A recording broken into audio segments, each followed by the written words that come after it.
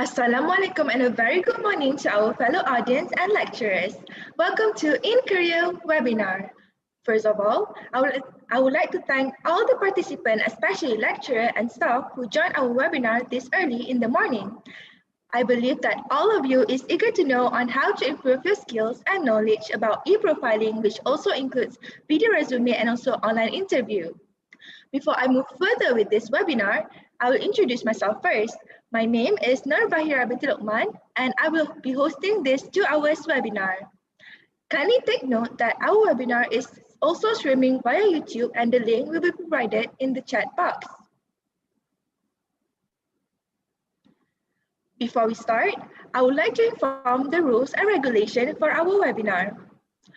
To our respected audience, please use the real name throughout the webinar session to be recognized by the INCareer Board of Members. Next, we also encourage you to switch on the camera during the webinar session. Thirdly, please mute your mic during the webinar session to avoid any distractions. The fourth one, you may type any concern or inquiries in the chat box. Lastly, kindly take note that our speakers are only able to answer the questions during the Q&A sessions. Before we proceed, I would like to call upon Nur Arif bin Nur Azman to recite the dua so that our webinar will run smoothly and in the bless of Allah subhanahu wa ta'ala. To the non-Muslim, you can pray in your own way.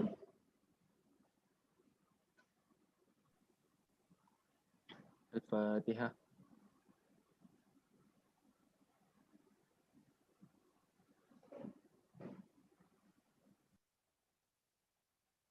A'udzubillahi minasyaitonirrajim. Bismillahirrahmanirrahim. Alhamdulillahirabbil alamin. Wassalatu wassalamu ala asyrafil anbiya'i wal mursalin wa ala alihi wa sahbihi ajma'in. Allahumma aftah alaina hikmatak wa anshur alaina min hazaini rahmatik ya arhamar rahimin. Ishrah li amri wahlulatan min lisani yafqahu qawli. Allahumma innaka khulqul azim, innaka samiul alim, innaka ghafurur rahim, innaka rabbul arsyil azim. Ya Allah ya Rahman ya Rahim, sesungguhnya kami menadah tangan menzahirkan rasa kesyukuran atas iradat dan kudratmu yang telah menentukan dan mengizinkan kami untuk berhimpun pada hari yang berbahagia ini dalam majlis webinar kami ini. Ya Allah, ya Munzilur Rahmah wa ya Fatihah Barakah. Segala puji buatmu yang mempermudahkan, memberkati dan menaungi perjalanan program ini dan memberi kami peluang untuk berkongsi ilmu dan pandangan dalam memberikan pendedahan tentang asas pertolongan alam pekerjaan. Semoga program ini menjadi wadah pencetus kepada kehidupan yang makmur dan aman. Ya Allah, Ya Muhaimin, Ya Aziz, Ya Jabbar, jadikanlah ilmu yang diperoleh sepanjang mengikuti program ini sebagai ilmu yang diberkati olehmu. Jadikanlah ia juga sebagai jalan yang dapat mendekatkan kami untuk mengenalimu. Jadikanlah ia juga sebagai mata rantai yang bermanfaat untuk kami bawa menemuimu. Ya Allah, Ya Jalali wal Ikram, jadikanlah kami, Ya Allah, dalam kalangan hamba-hambamu yang beriman dan bertakwa. Jauhkanlah kami, Ya Allah, dalam kalangan hamba-hambamu yang beriman dan bertakwa. Jauhkanlah kami, Ya Allah, daripada melanggari perintahmu. Kurniakanlah kepada kami kesihatan yang berpanjangan, kesejahteraan yang sempurna, fikiran yang waras, minda yang cergas, rezeki yang halal, zuriat dan generasi yang beriman, serta kurniakanlah kepada kami segala kebaikan di dunia dan juga akhirat. Allahumma ja'alna hadza jam'an marhuma wa tafarruqna min ba'dihi tafarruqan maksuma wa la tadkhulna fina wa la ma'na wa la syaqiyya wa la matrudan wa la maghruma. Rabbana atina fid dunya hasanah wa fil akhirati hasanah wa qina azabannar. Wa sallallahu ala sayyidina Muhammadin wa ala alihi wa sahbihi baraka wassalam. Walhamdulillahirabbil alamin.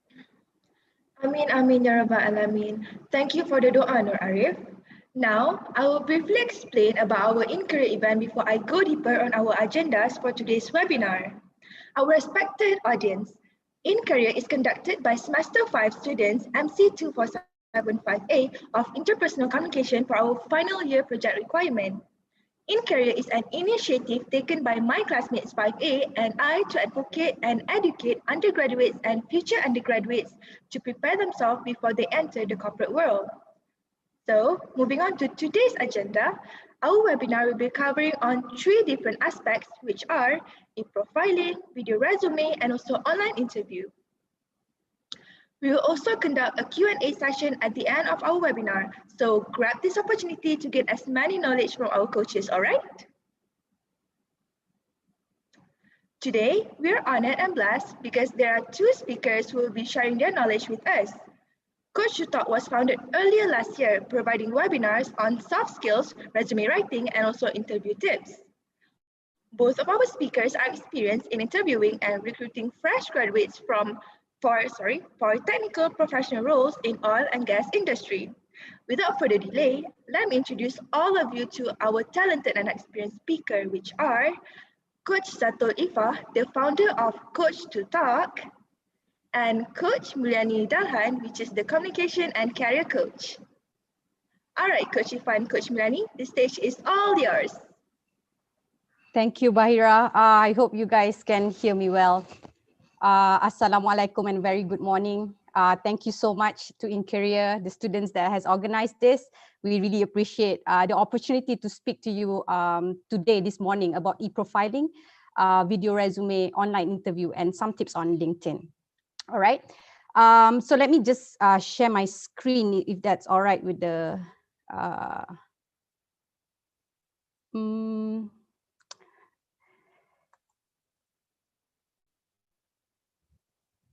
Okay, Naida, I do not have the option to share my screen. Would you like to share your screen or?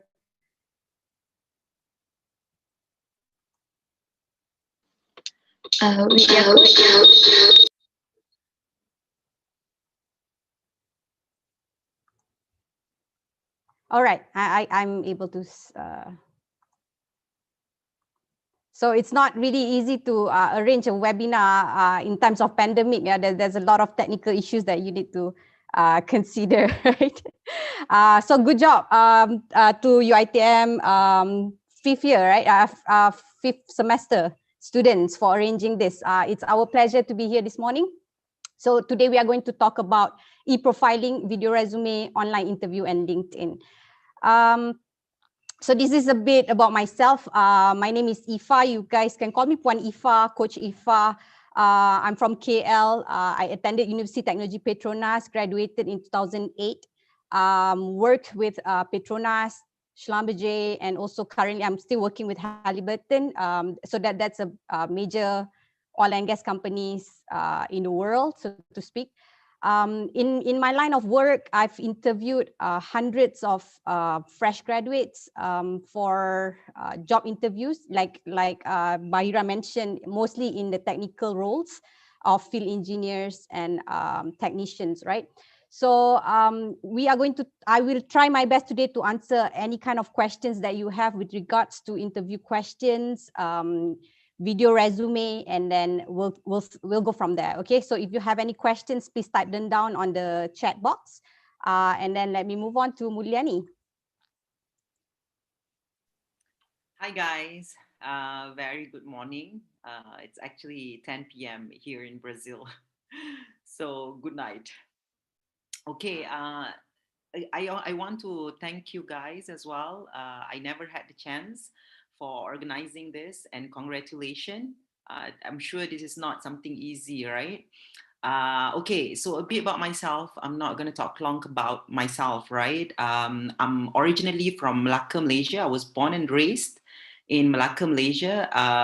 In 2008, I graduated from Penn State University in the US with petroleum engineering. Soon after, I started working with Schlumberger, which is the oil and gas service company. I spent 7 years in Schlumberger working in 4 different countries. In 2016, I left oil and gas and I started training English and business communication. And finally, I went into career coaching. I am now a full-time communication and career coach. Okay. It's a pleasure to be here. Thank you.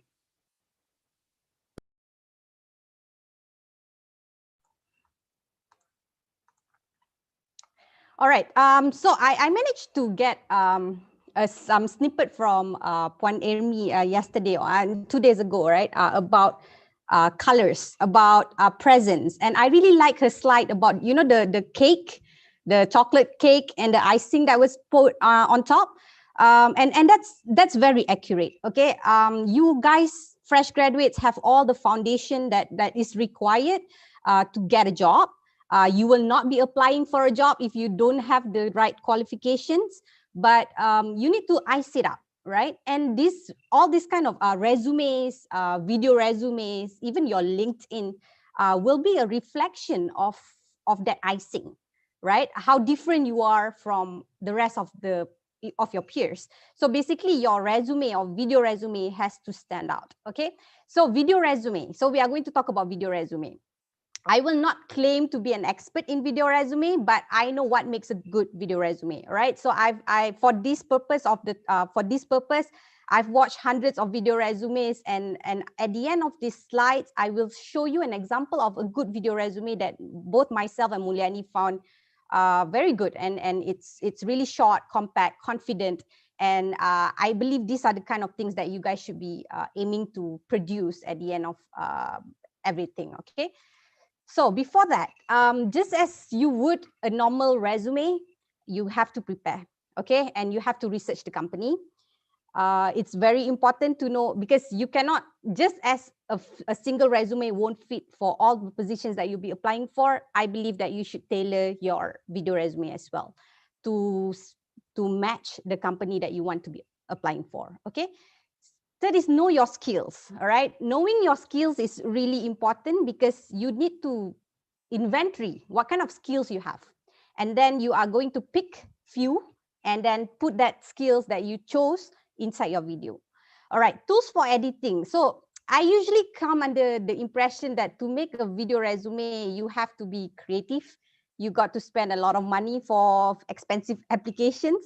And it takes a lot of time. The time part is correct, but in terms of whether it's going to be expensive, whether it's going to be hard, we spoke to Arisa, right? The girl that made a very nice video resume. So apparently she used everything online for free, and I believe she has a good camera, right, to produce a good video footage. And then practice. All right, practice makes perfect. So in terms of video resume, I believe when we spoke to Arisa last time, I asked her, how many times does it take for you to make this resume? How many shots does it take for you to take this perfect shot? So she said 1,000 times, right? So that's how much work or efforts that you need to be making in order to produce a short 90 seconds video resume. So I hope you guys keep that in mind. The final product will look very simple, 90 seconds, but the work and the efforts put into that video resume is really a real effort that you should not be thinking that it's going to be easy. All right. All right. So how long should it be? All right. How long does it take for a traditional resume, paper resume, to be read by recruiters? So I usually spend about 9 seconds. So 90 seconds of a video resume will take me I would finish 10 resumes to watch one good resume, right? So that's why in my line of industry, I have not come across a lot of video resumes. But then from my experience of watching video resumes available on YouTube, those that are boring ones, I stop watching after 5 seconds. So that's very important, right? The first few seconds of your resume has to be impactful. Otherwise, you're gonna lose that 9 seconds easily. Okay, so how long should it be? It should be about 90 seconds. What should be on it? There should be an introduction of yourself, your education background, your job intention, your work experience, internship experience, and concluding remarks. Okay, so these are hold on. So those are the five elements I should say that should be in your video resume. Okay. So applications. These are the applications that I went through when I tried to make one video resume myself. So there's InVideo, it's free but has limited features. Stop motion, Filmora, Powtoon, it's free for 4 days for the pro content. After 4 days, you have to pay. And Canva, right? I believe Canva is also good enough. It has thousands of images, even if you don't take the premium or the pro one. All right. So these are the five main applications that I can say that you guys should be able to start playing around. There's a lot of other applications used by more creative people, but for people with very limited creativity like myself, I think this list is good enough for me to start working on. All right. All right. So the script, as you would in it's like a job, a mini job interview, but it's just that you pre-record it, right? So you got to have a script. So introduction is important. You say hello UITM, or hello someone from USM, hello whoever, right? Hello Poslaju Malaysia or whatever. So and say your name, right? I'm Ifa. I'm a professional in oil and gas industry with over 12 years experience from University Technology Petronas and whatnot. Okay. Okay, why do you want the job, or what are you passionate about? So this is where you want to distinguish yourself from the rest. Okay, a lot of people would just say that, and think of it this way, right? A lot of students, when they graduate, or even on LinkedIn, it's very common that when you approach someone, you are just telling them what you want. Okay, that's very that's very one way directional kind of conversation or intention. So you want to be two-way about it, meaning to say, yes, I want to work with you, and this is what I have to offer for you.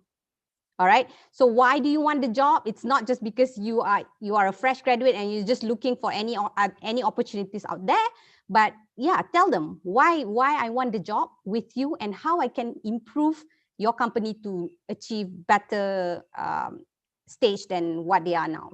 Okay, specific accomplishment, if you have any specific accomplishment that you might want to put in, and things like things that can highlight your soft skills, or things that can highlight your other skills. Okay, soft skills and hard skills, right? So if you're good in editing, if you're good in drawing, if you're good in public speaking, you can put all that inside these specific accomplishments. You can put a referee if any, but then I would strongly encourage you put your LinkedIn profile as your name, or if you have a website, because usually when we talk about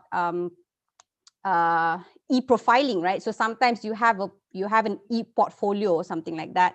You can put the link there so people can easily find you.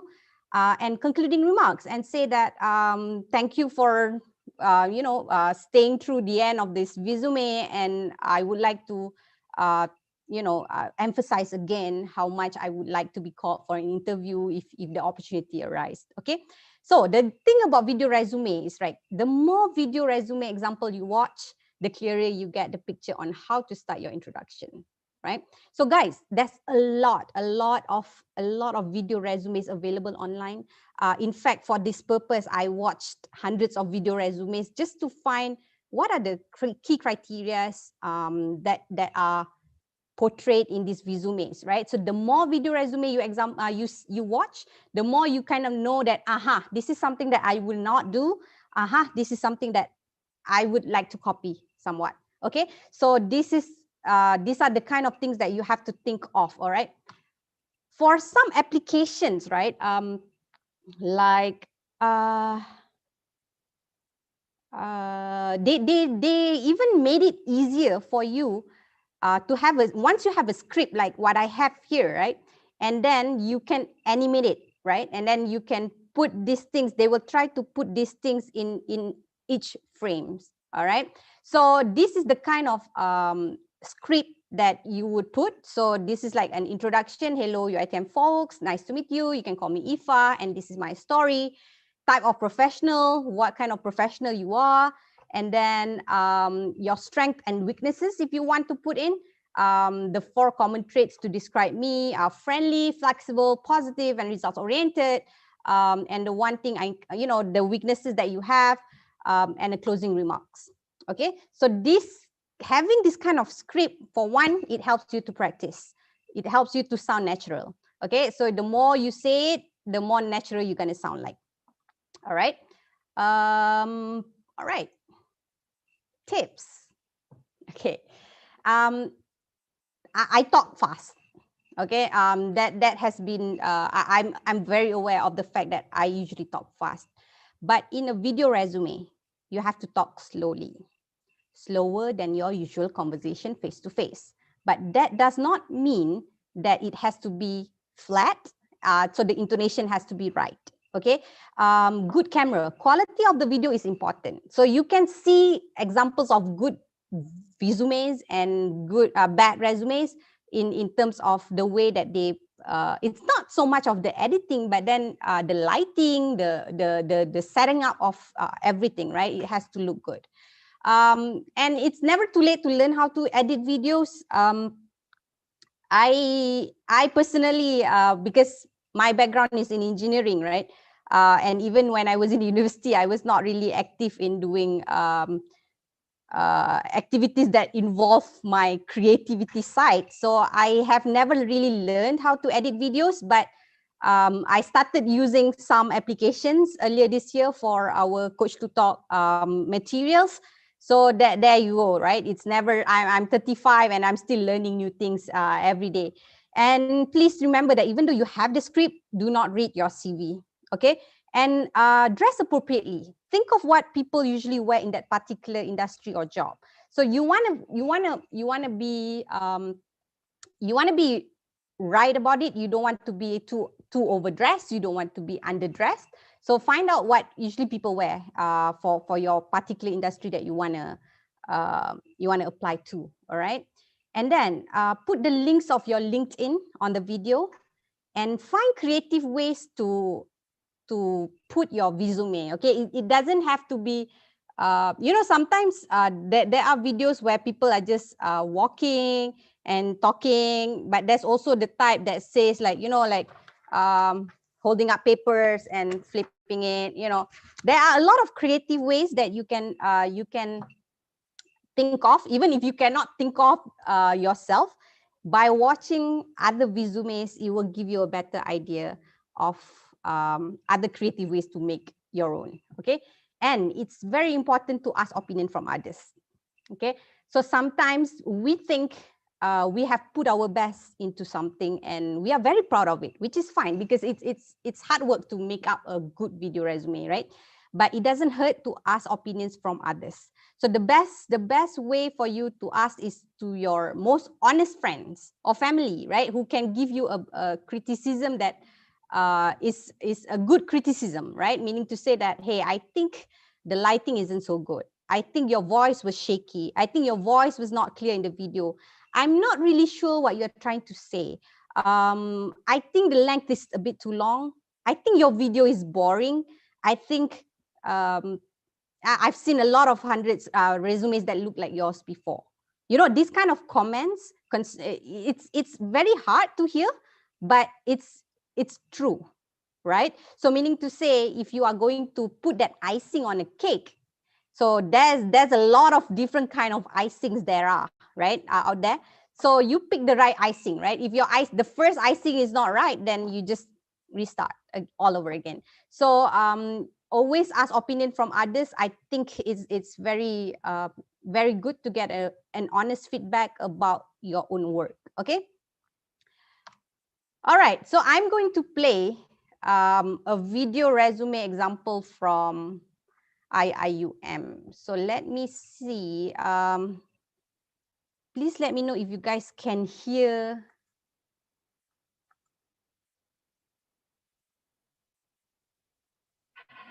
Greetings and salutations. Assalamu alaikum.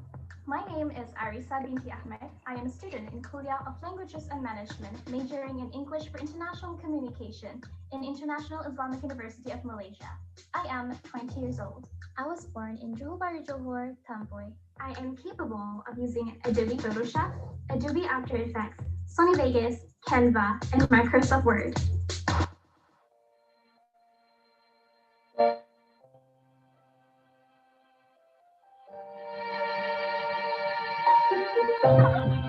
I am an enthusiast in drawing, acrylic painting, and a self-taught ukulele player. I've done a performance with a music band, joined community works in Medan and Surabaya, Indonesia, as well as several places in Malaysia. I am persevered, hardworking, patient, artistic, and cooperative. Check my e-portfolio for further information. You can also contact me at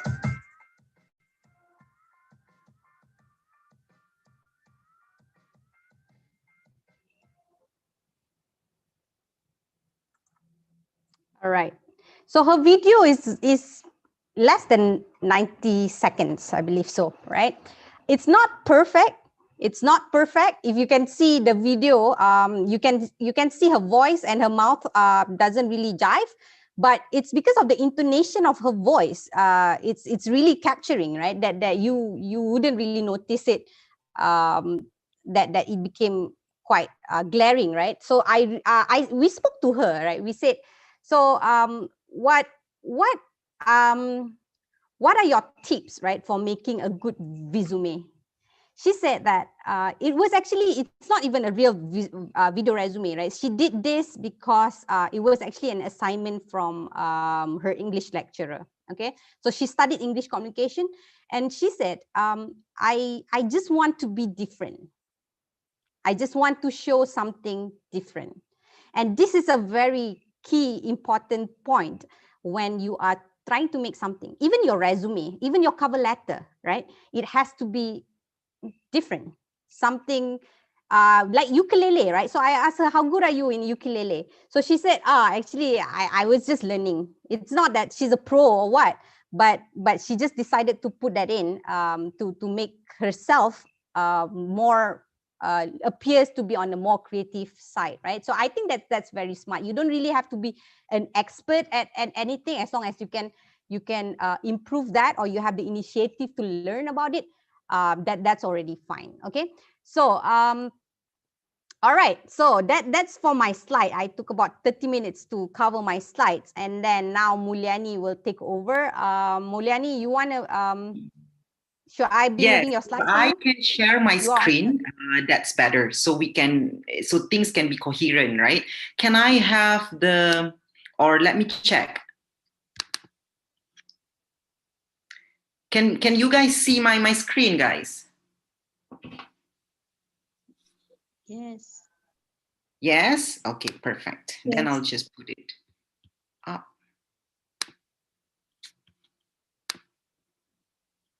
All right. I'm full now. Am I right? Yes, Coach Mulyani. All right, perfect. Hi, guys. So I'm going to start, okay? So I'm going to talk about two things today. I'm going to talk about online interview, and then I'm going to talk about LinkedIn, okay? Sorry for my setup, okay? I'm not in my office. I'm still on my break. Okay. Now, online interview, right? Usually when I ask people or if I have some clients and they are having interview, right? Coming and diorang nak practice, right? They contact me and they say, oh, I have interview, but they are online interview. Usually they are very confident about it. They are like, oh, luckily it's online interview. Luckily it's not in person, you know? So it seems like most people, they feel comfortable when it's online interview, when it's video interview, you know, compared to one-to-one. All right. Now, it is fair, it is logical, even industries admit it, right? Some companies, they do online interview to remove bias, you know? So because online interview, usually people are distressed, okay? They are not as nervous or as stressed compared to if it's one-to-one interview, okay? Okay, so without further ado, now, guys, I have these subtitles at the bottom, right? Ignore it, okay? Now, okay, first, online interview sama macam one-to-one interview in terms of preparation, okay? A bit different, but the workload sama, all right? First, so I'm going to talk about 5 important things, okay? This is the first one, research and study. kena prepare, kena study, kena buat homework. Okay, so you can ask 6 questions. The common 5 W's and 1 H. Okay, number 1, what? What is the job? What's the job description? What is the job responsibility? How to be successful in the job? All right. What is the company about? What's the latest news about them? Okay. The process. All right. What's in the process? How many interviews you will have? Okay. Everything about the process. Number 2 is who? Who is interviewing you? Who are involved in the process? Okay, who's the recruiter? Who's the HR manager? Who will be your direct manager if you get the job? Okay, where? Now, right now, because it's pandemic, right? I am very sure most of online interview is remote. You will be in your house talking to someone in their house. Okay, but some cases, non-pandemic cases, you will be in the client office. All right. So if they say it is online interview, make sure you ask, where will it be? Because online interview doesn't mean you will be at your house. Okay. Sometimes they want you to come to their office. They give you a setup. So the person who's interviewing you probably is in another country. Okay. So you need to be clear about this. All right. Number 4, why? Why they do that? Why they do video interview? Is it because the person interviewing you is out of the country? Is it because their common practice? Is it because of the industry? Right? So you need to know why. Okay. When? This sama lah. Bila, pukul berapa, ni you kena tahu. Sama macam one-to-one interview. Okay. You need to be early, right? And how to do it. You have to have the right setup. Kalau you tak ada, kena cari. Okay, kena pinjam, kena rent. Okay, some people, I know it can be expensive, right? But I know some candidates, they even go into a hotel. Okay, they rent a conference room, they rent business room. Sometimes they even rent a room. Okay, but you need to have the right setup. All right. Okay, moving on. Number 2, the second most important thing is your appearance. Okay, your video appearance. So how to give the right appearance, right? Number 1, dress like in-person interview. So please pakai seluar, please pakai kain. Okay, even though you're going to be in your house, because they can ask you, can you please stand up? All right. So dress like dress to kill. Okay, be comfortable, like you are going to an in-person interview. Okay, sit upright with open shoulder. Okay, open shoulder. Now, I always tell one-to-one interview, you need to show as much as possible your body. Okay, to your waist. It shows trust. I'm showing you. Right, part of me. So it's giving trust. Okay, it's building trust. It's in the process. All right. So show as much as possible. So I'm not showing you as much as possible, right? I can level my screen, bring the screen down a little bit, then you can see more of me. Okay. So, and level your screen, I said, right? So make sure before you go, before you start the video, before the interview lah, you practice dengan somebody. Call someone and then say, am I level? Kalau tak level, put lah 2, 3, 5 books underneath your laptop, okay? To make you level with the camera, okay? And then eye contact. This one susah. I pun kena practice, okay? You are not supposed to look at the person. You kena look at the camera, okay? So nampak macam you give eye contact, all right? Eye contact is sebab kalau one-to-one person, senang kan eye contact, you just look at their eyes, look at their face, right? And then that's it. Your eye contact thick, right? Nod and smile. This is very important. You can nod and you can smile. Okay, so it's giving them the impression that you are listening and you are acknowledging. Okay, and then hand placement. This you kena decide. Kat mana you nak letak tangan you? You nak letak atas meja. You nak letak kat bawah macam ni, jauh sikit from meja. Okay, now dekat mana you letak, dekat wherever you decide to letak your tangan, kena make sure senang for you to bring it up. Sebab you kena speak with your hands. Okay? Kena speak with your hands. I speak with my hands. Ifa speaks with her hands. Why? Because it shows confidence. Okay? Not just it shows confidence. It makes you less nervous. Okay? Sebab kalau you letak kat bawah, nanti you dah start menggigil.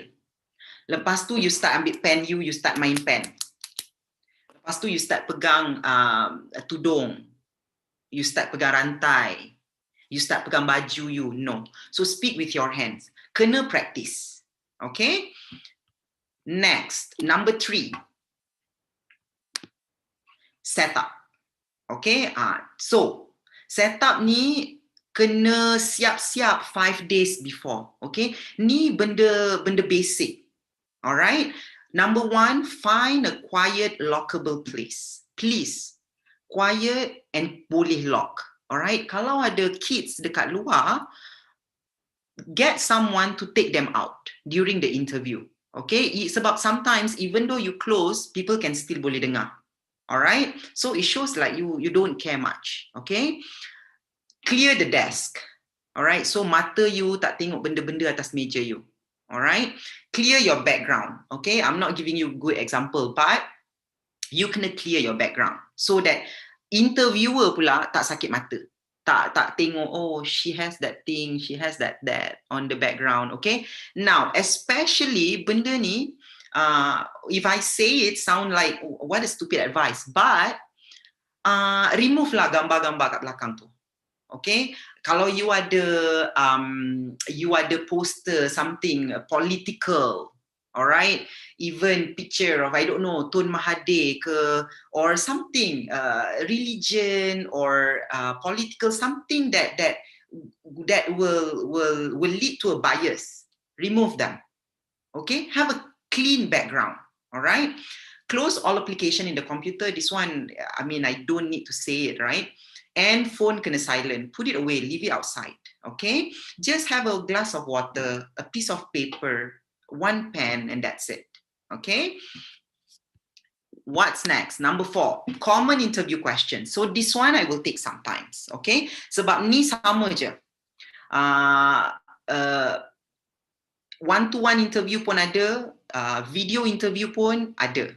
Same questions, okay? But some video interview, they will give you a list of questions and then you can make video answering these questions, okay? But this, I'm not talking about that. This, I'm talking about really a live interview, okay? So first, tell me about yourself. So recruiters, 1/3 of recruiters, they need only 90 seconds to decide whether or not they want to hire you.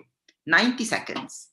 From the moment you walk into the door, okay? From the moment you shake his hands, for example, all right? The moment you say hello, 90 seconds for them to know, this girl, I will call her again. This person, I think he's good. I'm going to start asking him this question, this question, this question, all right? So with interview, the impression is dekat sini. Tell me about yourself.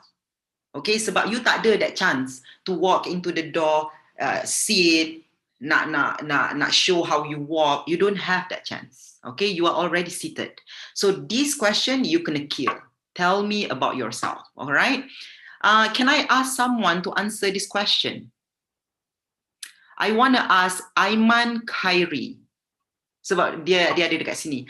Aiman Khairi, can you tell me about yourself? I'm interviewing you for a job now.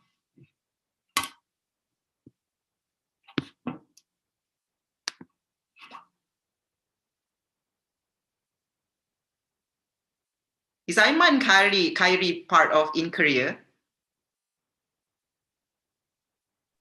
Don't scare the participant, Mulyani.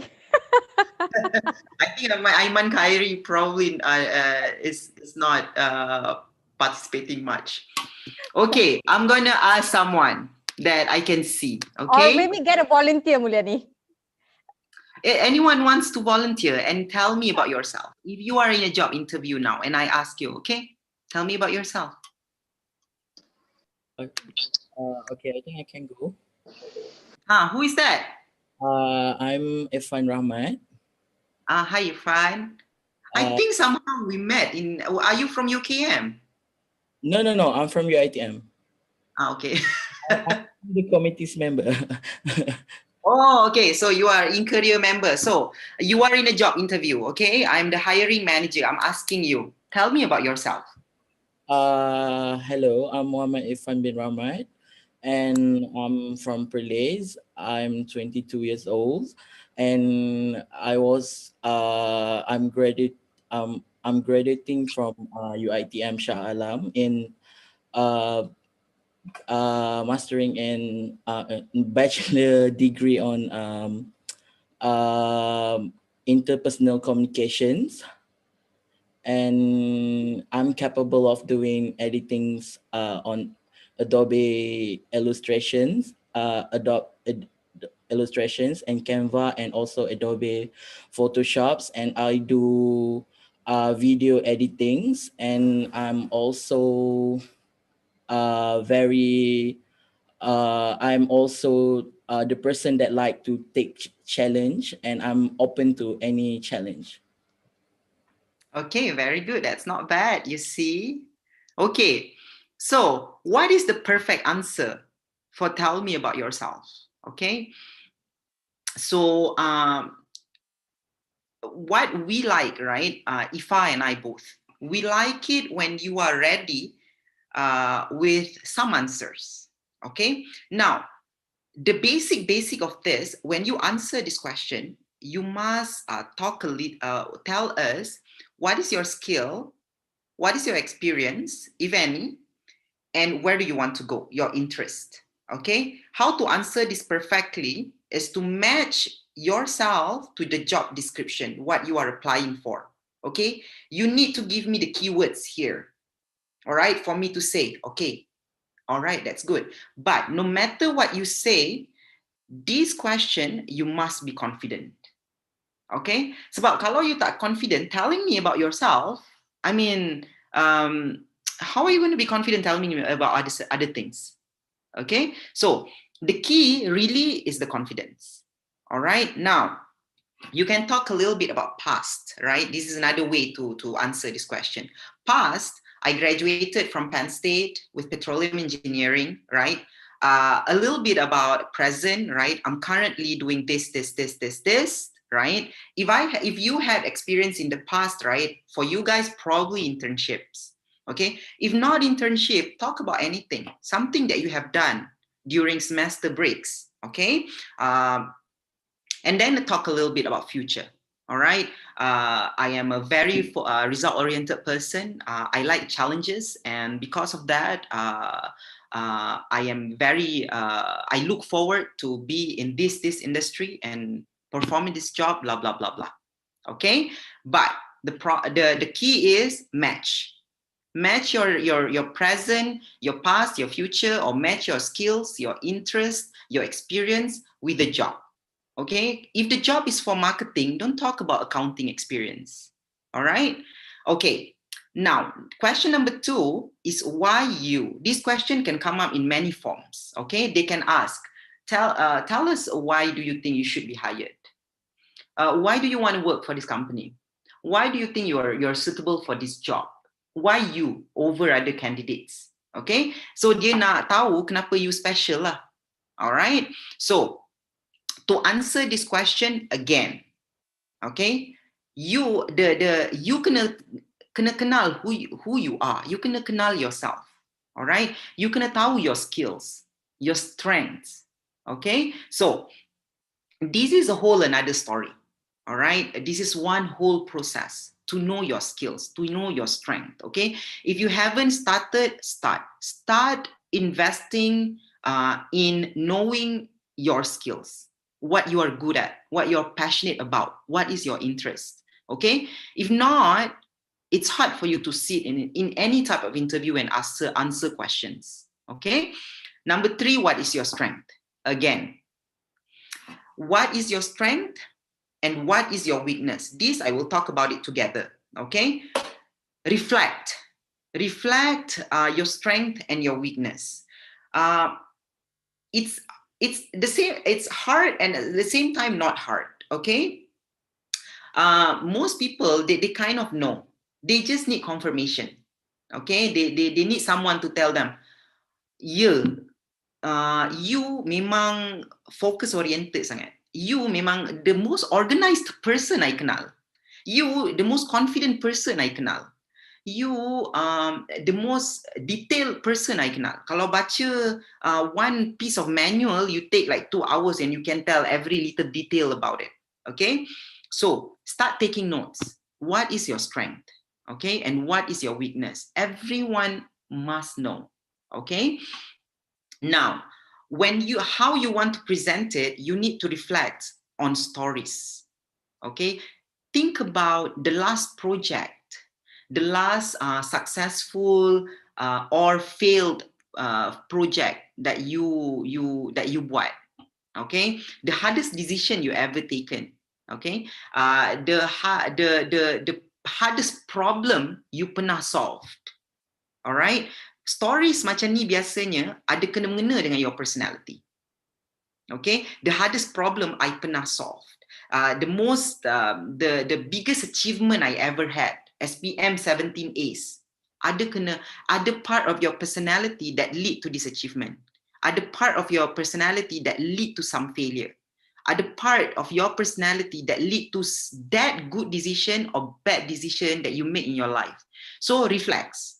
All right, and the manager sometimes katakanlah you cakap, my strength is I'm very good at negotiation. Okay, so the manager will ask, you're very good at negotiating, is it? I need someone who's very good at negotiating. So tell me the last job or the last project that was successful because of your negotiating skill. And then you're like, you know what? I don't have one. I don't have example. And then you are screwed. Okay, because anyone can just say, this is my strength, this is my strength, this is my strength, this is my strength. And then when we go deeper, we ask for examples, you tak ada to provide. Then you're just saying words, you know? Okay, number 5, where do you see yourself in 5 years? Okay, now I'm going to ask for another volunteer. I am a hiring manager. I'm asking, where do you see yourself in 5 years?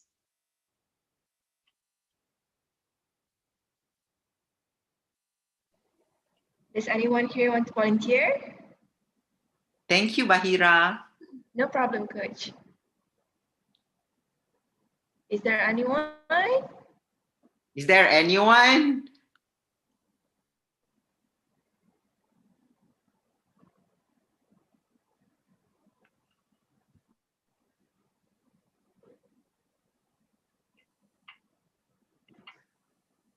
Guys, hurry up. Coach, I can try. Yes. What is your name? Naida. Yes. Naida. Okay, you are famous already. Okay, Naida, tell me. Sorry, what was the question again? Where do you see yourself in 5 years? I am a hiring manager. Okay, you are applying for a job. I posted. Where do you see yourself in 5 years? All right. Okay. So where do I see myself in 5 years' time? I would probably say maybe doing better than how I'm doing now, probably in a career-wise, and also contributing in some way for your company that maybe not other candidates or other candidates that can offer to you, and also bettering myself in probably as many aspects as I can. And lastly, I would say where do I see myself in 5 years? Just become better than I am today lah. That's Okay. Okay, now I'm not interviewing you, Naida. So where do you see yourself in 5 years, Naida? You nak buat apa? I don't really have the answer for that question actually. But I would just say becoming better. I don't have any specific direction to go, but just to become better than I am today. Yeah. Okay. So dalam interview tak boleh cakap macam tu lah, okay? So I'm gonna tell you what you kena cakap lah kalau you nak kalau you nak get the work, tau. Yeah, So sure. this question pun you kena tailor dengan the job. For you fresh graduates, kalau ditanya you where you want to see yourself for in 5 years, janganlah cakap in 5 years I want to be a managing director. In 5 years I want your job. In 5 years, I want to do my master. In 5 years, I actually not open my own business. These type of answers will not get you the job. Okay? Now, for you fresh graduates, kan, obviously, kalau you apply for a job, it's a fresh entry job, right?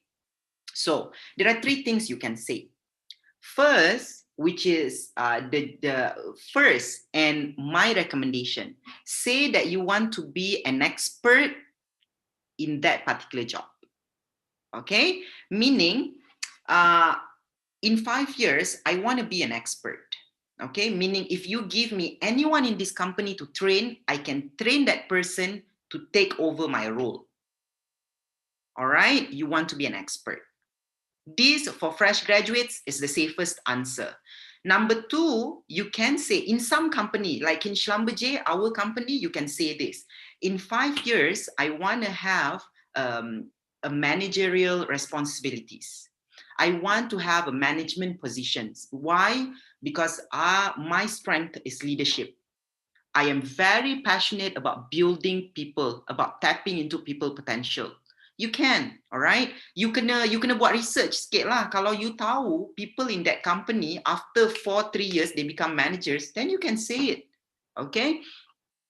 Or you can say, in 5 years, I want new complete challenge, all right? Meaning, for example, if you are applying to be, I don't know, to be cementing engineer, okay? So in 5 years, I want to be something different. I want to be a chemical engineer, okay? You want to jump into something, all right? If you are applying to be an IT, in 5 years, can I try to go into HR? Okay, so you can choose. This is the safest, okay? You can find other type of answers, but this is the safest, all right? The key is, to all these 5 questions, do not sabotage yourself or don't say something stupid, okay? You don't have that chance. You don't have that privilege to say something stupid and then rasa, tapi aku macam confident je tadi, dapat kot that job. No, you don't have that, okay? So really, practice. Okay, last one for video interview. Last one, test and practice. Kan, you dah ada your setup, you dah tahu everything about that company, everything about that job, you dah tahu siapa yang nak interview you, you dah prepared 10 times all these questions. Okay, now test and practice. Alright, this macam Arisa yang buat video tu kan, 1,000 times lah you kena test and practice. Okay, number 1, your internet. This is vital.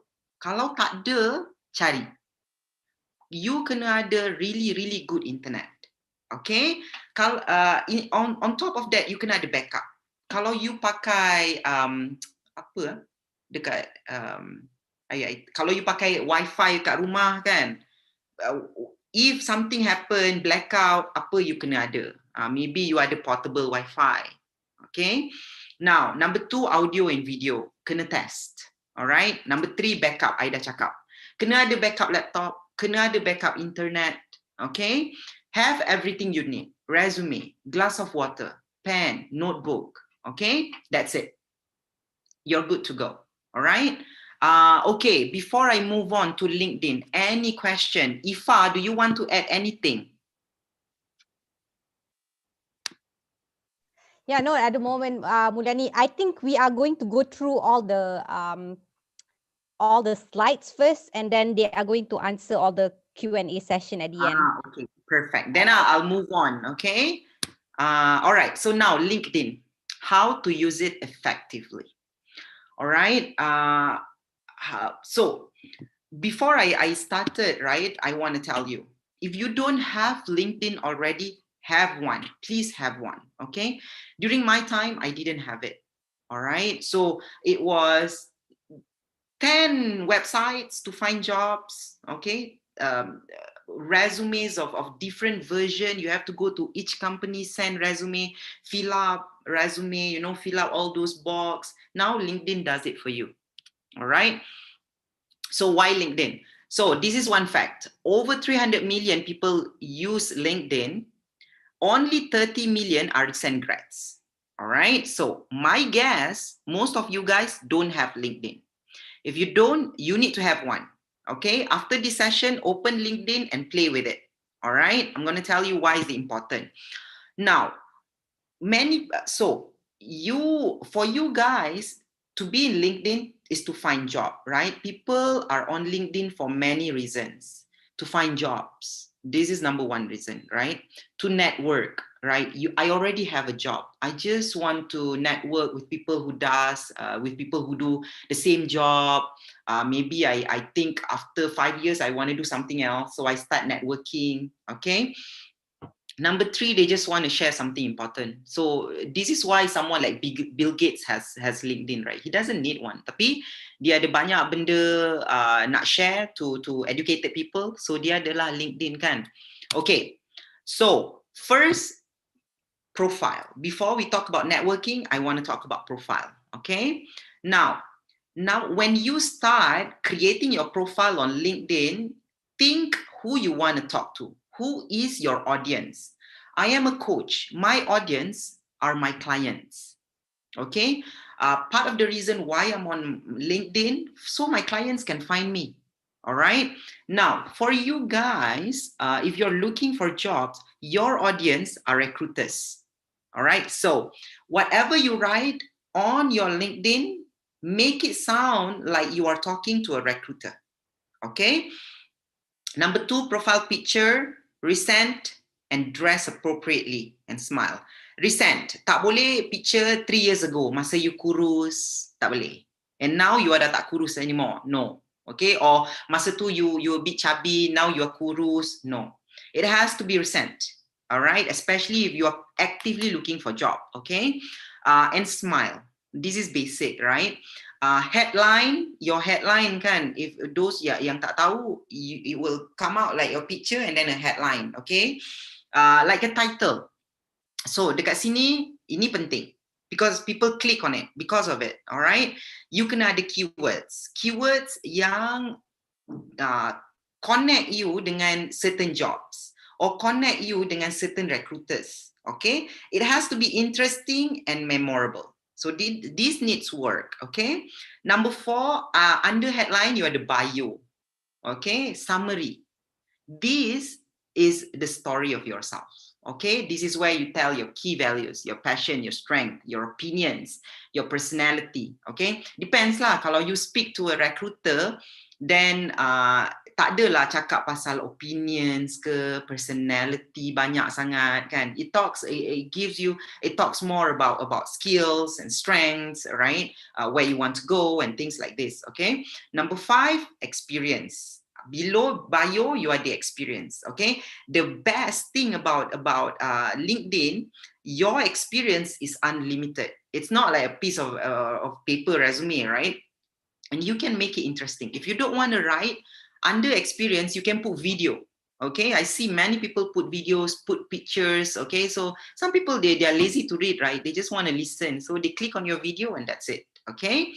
So the key is you can put in time to make it awesome, all right? A good LinkedIn profile is not made in one day. Okay, you edit and then you go tidur, you have some idea tomorrow, you wake up, you edit, you ask opinions, okay? You need time to make it awesome. So if you don't have one, start now, all right?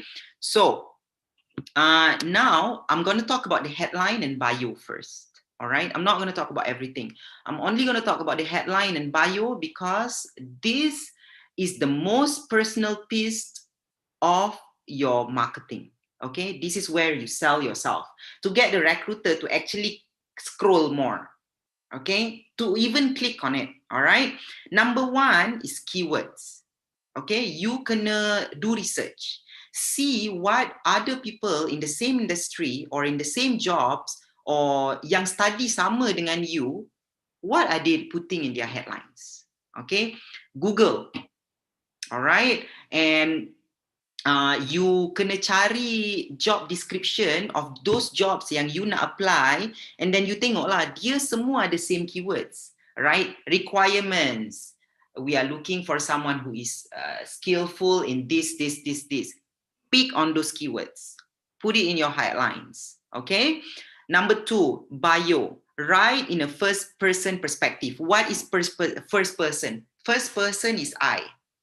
Okay, now some people you will see in LinkedIn, they will put third person, she, he, right? As if they are writing to describe someone else. Okay, you can do that. It depends on the industry, depends on the type of recruiter you are writing to. Okay, my advice, put a first person perspective. Okay, write I. Okay, I am currently a student in UITM, majoring in this. I am right now doing internship in this, where my responsibility include this. Okay, now, so that part of explaining what you do in the simplest way possible. Don't go on and on and on. Okay, organization need to be organized. Your bio kena be organized. Tak boleh like one whole pack. There, 300 words. No, make it into small paragraphs. Okay, this one about my skills, this one about my experience, this one is about where I'm passionate about, a little bit about my volunteer job, where I want to go. Okay, make it organized. Okay, so senang orang nak baca, senang recruiter nak baca. Okay, cakap sikit about non-professional life. Okay, I read, I don't know, 100 pages in 1 hour, okay? Or I run marathon every year. Talk a little bit about non-professional life, that show a bit lah about your value yang kita boleh rasa, budak ni terror lah, budak ni creative lah. I'm a piano player. I play ukulele for whatever, okay? Do not use the word unemployed. Do not. This is because it's unnecessary. I don't need to know that. It doesn't say anything. Okay, so don't say unemployed, fresh graduate, majored in civil engineering. No, don't say that. Okay, do not use the word unemployed. Okay, or currently looking for. No, don't. All right. In LinkedIn, there is a setting that you can go that says that you are available for a job. So you are visible to all the recruiters. Okay, you tak payah nak mention you are unemployed. All right.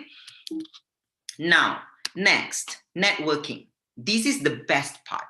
All right, LinkedIn is a gold mine of networks. Okay, my time, IFA time, we didn't have this. All right, networking meaning kita ada number of that person in a piece of paper, or kita ada number of that person in our cell phone. Now, no, you have networking. You have a gold mine of networks in LinkedIn. Okay, now, but how to start? Kalau you belum start, number 1, link to your contacts. So when you start building your LinkedIn profile, they will link all your contacts. They will ask you, can we add these people? Add them. All right. Now you have people. Let's say you have 300 connections already, right? Start commenting, start liking, start seeing who's commenting and who's liking. All right. Add connections of relevant industries of jobs. Okay. Now, it doesn't have to be relevant, only your industry. It has to be relevant. Okay, because if you're only adding people in your industry, you become stagnant. Tahu tak? So, add connections, kena ada etiquette. Macam mana nak say hi, macam mana nak ask question, ask good questions. Okay, go to, if you are wondering, okay, let's say you see a profile, right, of a guy who used to be a field engineer for 7 years and now a pilot for Singapore Airlines. You're like, how the hell did he do it, right? So add him and ask that question, right? It is very interesting that I saw your experience this, right? So if you have 5 minutes, would you mind explaining the step that you took to go into aviation from oil and gas, for example? Okay, specific, be specific and be polite. All right. So kena rajin say hi and ask questions. If you ask 10 orang, maybe 2 orang will answer, right? That's already a gold mine. Okay, that's already a lot. Okay, that's already a lot of knowledge, kan? Spread endorsement. For those yang ada LinkedIn, they know lah kan. Would you like to endorse these people? Endorse, and then they'll endorse you back. This will add up to your skills. Okay. Request recommendation. No matter what you do, learn how to request recommendation. All right. Kalau you pernah work in a certain volunteers job ke, you run marathon with these people, you work with this coach, you took tuition at this place, and you work at 7-Eleven, right? Connect with them, request for recommendation. Okay. And then share relevant content. All right. If you see some interesting piece in Harvard Business Review, right, you think it's very relevant with people, with fresh graduates, for example, share them so you get to be more visible. Okay, so that's part of networking. All right, now this is the important part of networking. All right, Harvard Business Review says this: if networking isn't at the top of your to-do list, it should be, unless you're Beyonce. Nobody's here is Beyonce. So you need to network, okay? This is how you get a job, all right? You tak boleh mimpi, send resume here and there, not connecting to people and then having a job, you know, like landing on your lap, okay? Networking is powerful. You have to believe in it, all right? So for those, and it's not just to get a job, all right? And then it says, for those of us who aren't Beyonce, having networks offers many benefits. What are they? Greater learning opportunities, right? Imagine having 100 people who are 10 times smarter than you. What these people can actually offer to you. Imagine that, right? Broader career prospects, access to leaders' insights, right? Not just smarter people, leaders, right? More immediate jobs options, among others. Okay. Now, no matter we talk about, if I talk about video resume, I talked about online interview, and then I talk about LinkedIn. All right. This is all about presenting yourself. Online ke, tak online ke, you kena ada confidence. All right. It's like if you know all the ingredients, right? I know my skill, I know my strength, I know this job needs this. Put them in the bowl and pour a lot of confidence in it. All right. This is how you get ahead. Okay. You tak boleh create a good LinkedIn profile without confidence. You tak boleh create a catchy resume without confidence. You tak boleh nail that online interview without confidence. You kena ada confidence. Okay. Thank you, guys. So now, are we good for Q&A? Yeah, Mulyani, I just want to share something about my experience about connection. All right. So Mulyani mentioned about the importance of networking. All right. Because you got to admit, right? Not even if you have the best resume or best cover letter there is, you might still not land a job. Okay. Just an experience, right? I got my first few jobs through an interviews, but the current job that I'm in is actually through a connection. Okay, so it was through a BOSSET program. Okay, so it's every 2 years, as field engineers, we are required to complete an offshore survival training. So one day, I saw a group mate, right, and he was looking for a cab to go to the main road. He's an expat. So and it was already 5 p.m. There is no taxi nearby. So I said, hey, you guys, you need a ride? I can provide you a ride. I didn't know who he was. Okay, and as it turned out, he's actually a country manager for my current department now. Okay, so that's a connection. So in 3 days, you know, we kind of have lunch, we spoke, and then, you know, you just get to know each other, you know, your family, your background. And then 3 years down the line, after I decided to look for another job, he actually contacted me and saying that, hey, Ifa, there is actually an opportunity with my company. Would you like to try? Okay, so this is when Mulyani said about connection on networking, right? These are the kind of things that you do as professionals, as fresh graduates. When you are arranging for an event, you spoke to third party, to external parties, right? Like NIDA reached out to me, so these are the kind of things that build connections, so bear in mind when even and be nice, just be nice to everyone, right? You will never know whether that person could be the next hiring manager. All right, so it's really important to keep this very visible on your LinkedIn account as well. And I think one question that I got from the chat is whether or not should you link your LinkedIn to your social media. And the thing is, I don't know how long you guys have had your social media. I had Facebook since 12 years ago, all right? So I remember having memories popped out. Me saying really stupid things. Sometimes I cringe just reading it, but that is 12 years ago, things when I was young. I wish I can say anything I want, I curse, these are the things that, I mean, if I don't want my kids to read it, like I feel like it's not appropriate. All right. So do not, I think it's best to not LinkedIn your Do not. My advice, do not. Remember, LinkedIn, it's not Instagram, it's not Facebook. Okay, so LinkedIn is purely professional. Jangan post pasal politics. Okay, jangan post pasal I don't know, picture of you on a yacht. No. Okay, because I see people do this on LinkedIn and it's not appropriate.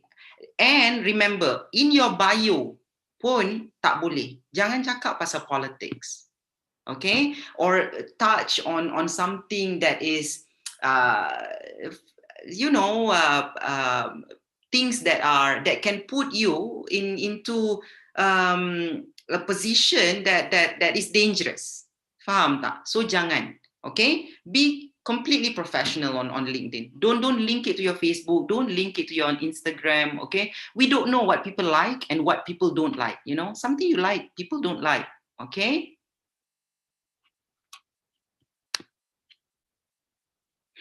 Especially Facebook with your dark past. Yeah. Ifa, do you want to answer this question about salary? Sure, I can take that. Okay. Salary, is it appropriate in the interview question? It's not unless you are asked to, okay? Salary question should come after you get a job, okay? But some companies, or like mine, when I interview someone, I always be upfront about the salary that I'm able to offer, okay? This is because I like to set the expectation. Every company have a range that they can work with. Okay, so it's important to know what's your range. Okay, for fresh graduates, is it 2005 to 3000? Is it and when asked, okay, and when asked, what is the number that you want to put in? You should always put in the highest maximum amount that you are willing to accept. And having said this, it's not 3,500 ringgit, because that's not the salary, that's not the market now, depending on which industry you are working on, right? Like oil and gas, yes, it's a bit higher than the rest of other industries. We start around 2008 to 3,500. Petronas is about 4,500. Schlumberger is about 5,000 ringgit. Shell is about, last time 12 years ago, is about 3,200, I suppose. So that's oil and gas, and that was 12 years ago, okay? And the rate hasn't really gone up so much significantly over 12 years. But yeah, you got to know what's the salary range that is applicable for your industry, okay? And it's important, like to say that, okay, and remember this, right?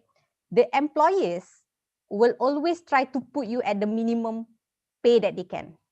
But also remember this, they usually have a range that they can work with.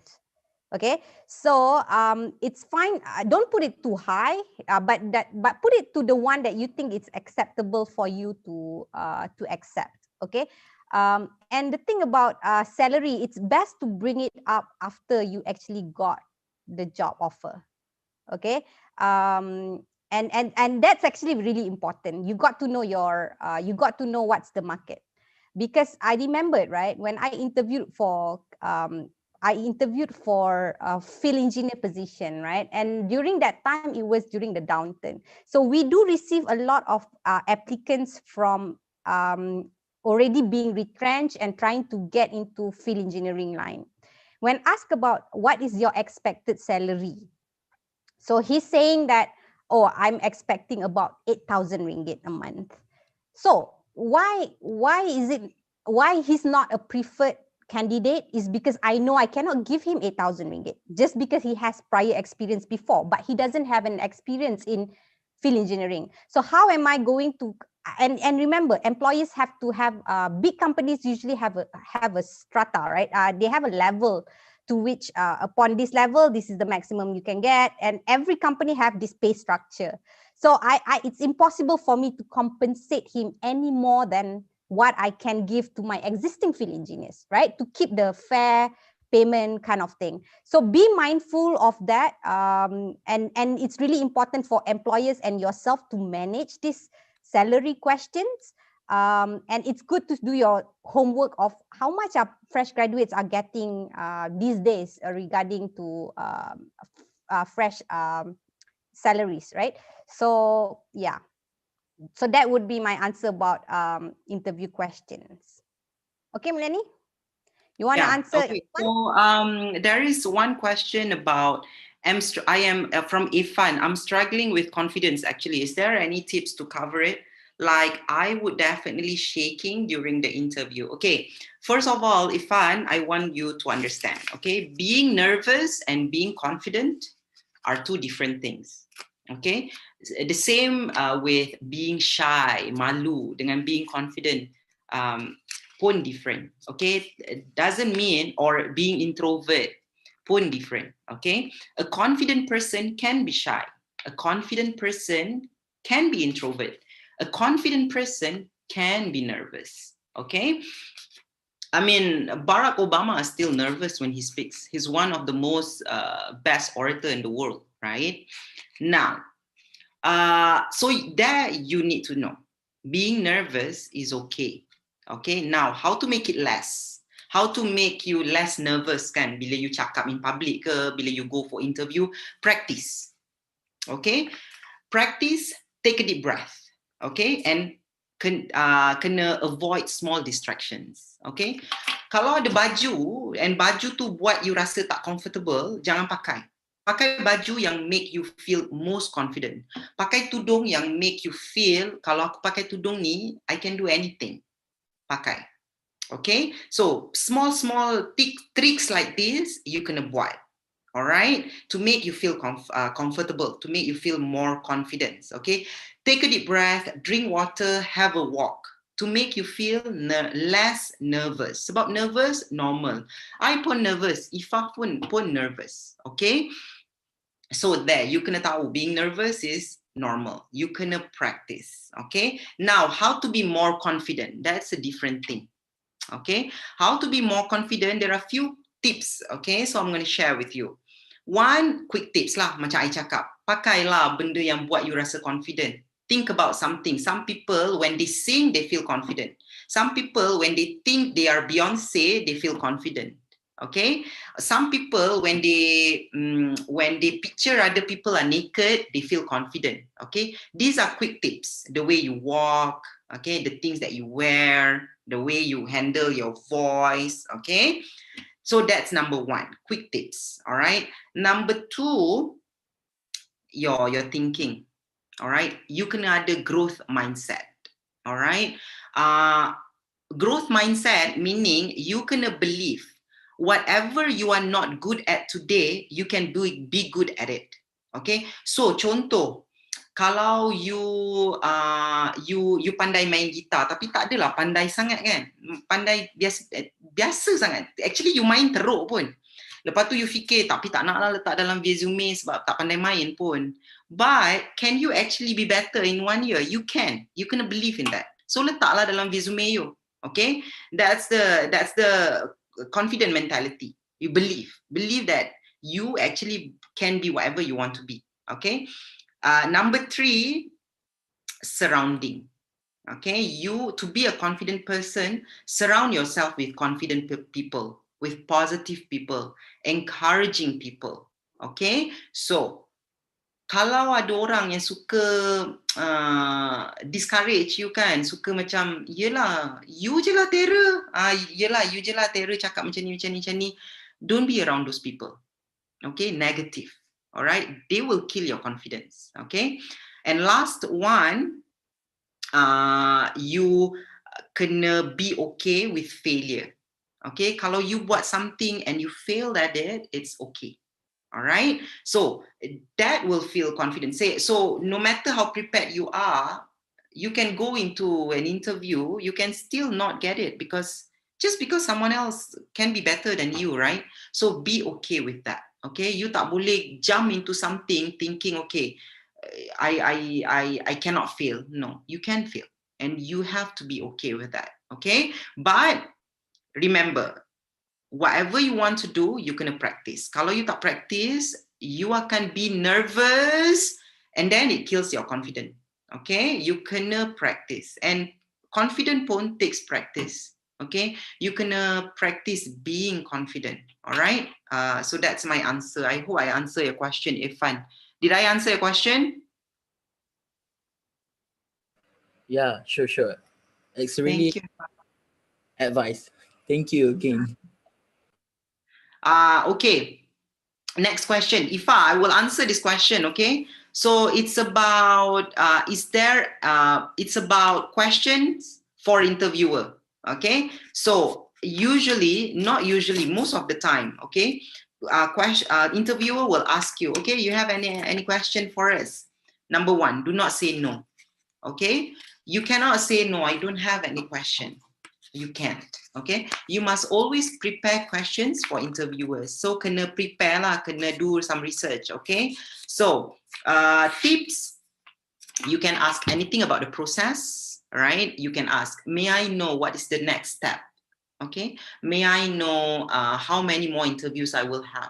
May I know who is the next interviewer that will be interviewing me if I pass this phase? All right, anything about the process. Second, anything about the job. Can you tell me how to be successful in this job, in this particular position? All right, can you tell me who will I be reporting to if I get this job? Anything about the job. All right. Third, you can ask anything about the company. I saw in the news that you guys now started the sustainable project. May I know how is that going? Okay, anything about the process, about the job, about the company. Okay, that's the least you can do. All right, if you have other questions, you can ask. Okay, but you cannot say no. All right. Okay, Ifa, any other questions? Yeah, about connections. Let me answer that. Okay, right, guys.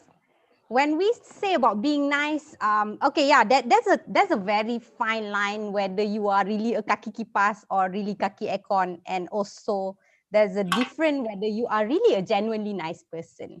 Okay, and people usually can see that. So when I say kaki kipas, right? I mean, if let's say what I did last time when I offered someone a ride to the nearest main road, right? Was I trying to kaki kipas? I didn't. I would have done the same if I saw anyone else requires a ride to somewhere, right? I mean, that's me. I mean, I would have helped him anyway or anyone, especially knowing that he's in my class, right? In that particular session. So, is it normal and how do we overcome it? And it's very normal, okay? In office placement, or in office settings, right? There will be someone yang very obvious that he was not really nice to everyone else, but he's very nice to this particular manager.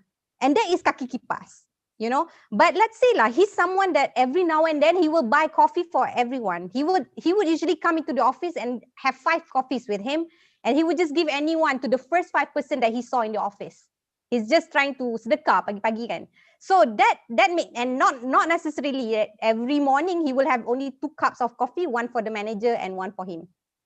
So that's the difference between a kaki kipas or kaki aircon. That's actually the first time that I dengar kaki aircon. All right. So when we say about making connections, you got to be honest about it. Not every connections you are expecting something in return. Okay. We are making connections because we are all human beings. We connect because we care. We connect not necessarily because I know this guy will be someone later on and I just want to be nice to him just in case in future I might need to reach out to him, right? You are nice because you are, and this is true, right? Not how do people suffer in a team group, right? Why do organizations suffer when there is a team member that is a problematic one? And trust me, in every organizations there are this kind of people, toxic people that will bring down the whole motivation of the team. It's real. It's true, right? Everyone has different personality. So when you say you are trying to be nice or you're trying to make connection, remember this: are you really being honest about what your intent is? If you are generally a nice person, if you generally would like to talk to anyone, there are some people that is very sociable, you know, like they like to talk to anyone, to the taxi driver, to the Grab driver, to the manager. If he saw a manager, he would still treat everyone equally. And that's the kind of connection that you want to connect or create. Okay, so I hope, Ian Kennedy, that answers my question, your question. Okay. Yeah, I think that's very beautiful way for Ifa to put it. Don't think of it of networking. Think of it as connections. Okay, and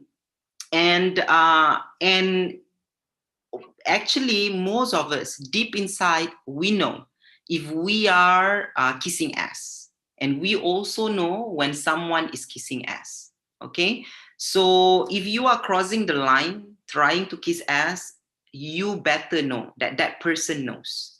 Okay, so we all know. I mean, we all know the difference between being nice and kissing ass. Okay, I mean, if you just want to be nice and you're sincere about it, I mean, don't care about what other people say, right? If they want to say you're kaki kipas, then that's their problem. You're just building connection, right? Mulyani, we might want to tone down our language. Yeah, Don't use that's true. It's streaming through YouTube, so we don't want to get censored, right? Okay, let's Yes. move on to Nefhan question. Okay, he's from National Defence University of Malaysia, UPNM. That's good.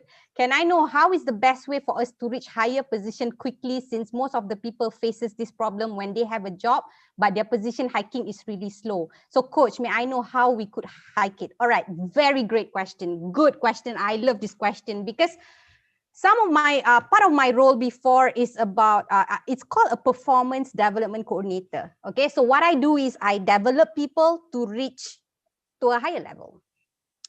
But you have to remember this, Nevhan, in every organization, you got to remember the pathway up is always a pyramid. There's only one manager, usually at the top, one CEO or few CEOs, there's few managers, and the rest of us are the workers. All right. So when you talk about higher position quickly, you shouldn't be thinking of your career to be going like this. Rather, you should be thinking of your career to be going like this, like this, like this, like this, like this, like this, like this, like this, like this. Okay. So it doesn't necessarily have to be a vertical climb. It could be a what do you call it in the same plane, Mulyani? Translateral or horizontal kind of climb. Okay, so for me, true story. Okay, I'm in the oil and gas industry, and everyone knows oil and gas industry is very cyclical. When I first hired 12 years ago, oh man, that I even got delayed from being hired because of the downturn, right? And then it got better, and then downturn again, and then it got better, and then downturn again. Better now, it's again another downturn. For 5 years, I held on to one job title position, which is that performance development coordinator. But I did not end up being only the performance development coordinator. I did auditing. I did training, I did QA/QC, I did safety, I did business development, I did all these other things that is outside of my job title, going beyond than what I'm initially assigned, because usually during downturn, they let go a lot of people, right? So I took up all these roles to be who I am today. Now I'm a segment manager for Sperry Drilling Malaysia operations, okay? So I believe that the climb or the job title doesn't matter, okay? But what you learn, what you do in that particular years to learn different skills or different aspects of your position will help you to climb faster. I mean, my climb is not really like this, right? So in that PDC role, I actually move a lot laterally or horizontally in other positions, okay? And do not think of, and again, like I said, for fresh graduate, do not think of your career progression to be like this, okay? Like a straight line. It shouldn't be, okay? And don't get discouraged if, I mean, some of us, yeah, we do have that kind of very linear progression, but a lot of us didn't. I didn't, right? So remember this pyramid thing. Whenever you think of a career, this is what it is, okay? I hope that answers your question, Evan. Okay, so how can we hike it? Is by learning new skills, new departments, strengths. I mean, I don't know what you do, but yeah, try to diverse your portfolio. Okay. Yes, coach. Thank you so much, coach. I got it. And this is, I'm going to add something, okay? And very important for you young people. This is a great question, like Ifa said, right? And I'm really glad it came up, because in January, Coach to Talk will talk about success. Okay, this is our main topic in January. Why we talk about success is many people do not know. If you ask, do you consider yourself successful? They don't know. Or you ask fresh graduates, right? Describe a successful person. They find it to be difficult, because definition of success is very varies between people to people, right? Between person to person. Okay, that's number one. And many people do not know what is successful, right? And this question you said, how to go up faster, right? Define going up. Is it to be a CEO? Is it to be a manager in 2 years, to get a higher position, right? Or is it to be smarter and smarter every day in that position? I mean, you have to define going up first, okay? And that's part of defining success, okay? And another thing, if you don't define this, connecting it to your value, to what you think is important in both professional and personal life, it's hard for you to get to where you want to go. Okay, because for example, I have some of my clients are professionals, right? Trying to further their career, right? Trying to get better jobs and everything. Some of them, when they are failing to go up, right, as they want in companies, the similarity that I find is most of them do not know what they want. Okay, when you ask more questions, that particular position that they think they should get is not actually what they want. All right, that's why they're not really chasing it. And when they don't get it, they are just renting, right, to show their frustration, but it's not related to that. Okay, so you guys are still young, and you need to remember, you young people, you will not have the traditional jobs probably. Okay, maybe for the next 5 years you will have it, but you will not have the traditional path that Ifa and I had. In fact, even for Ifa and I, our career path are not the same anymore. It's not the way people, our previous generation used to have. Okay, and these days people hire contracts. People give they don't give permanent jobs anymore, right? They hire part-times, gigs, you know. So you need to know the future of works. The future of work is not, okay, one person, you work for the same company for the next 50 years. From engineer, one day you become CEO. This is not, I mean, the future of work is not this anymore. And you need to know the reality. This is the reality. Okay, you need to reskill all the time. You need to be able to learn. Okay, economies goes bad, people lose jobs. Okay, this is reality. And nowadays most companies don't even like to hire full-time anymore. They hire part-time contracts. Okay, and you need to build new hierarchy, new way of going up when you are just working contracts. I mean, there are many realities. Okay, okay, anything else, Ifa, that you want to answer? Yeah, there's a question from Azri. Dia kata, my question will be on about what to answer if interviewer are asking about what do we expect from the job vacancy stated. How to answer that question? Very good. So yes, sometimes I ask this question, right? When people are applying for a field engineer position, especially, okay? I just want to know, what do they know about this job? Yeah. And the thing is, 12 years ago when we first graduated, me and Mulyani graduated about the same year, right? There is not much information about what is a field engineer. What do they do? There's no YouTube video explaining what a life of a field engineer. But now, at this time of age, there are these kind of answers available online. There's a lot of field engineers out there, video and put it on YouTube of what a life of a wildlife field engineer look like. Right? So, and when the interviewer is asking this, they just want to know whether do you know what you are getting yourself into. It's a very valid question. If you are going to be hired as a PR for a vice chairman or something, do you know what kind of things that a PR for a VC has to do? You know, this kind of things. So that's why they ask this kind of question. So that's why it's really good to understand what kind of position are you really applying for. If you do not know what this job entails, then you should find out from LinkedIn lah. You tengok lah siapa yang pernah jadi PR for this kind of person. You know, you reach out and say, hi, I'm a fresh graduate. I'm trying to go for an interview with this company. Boleh tak? Can you share with me what kind of job roles yang you kena buat as a PR to this VC? You know, things like that. So that's one question from Azri. Is it okay? I would like to answer this. Is it okay for fresh grad student to job hopping? Okay. It's the same question that Ian has. Job hopping. Is job hopping something about more salary with your experience. Okay, that's true. It's true.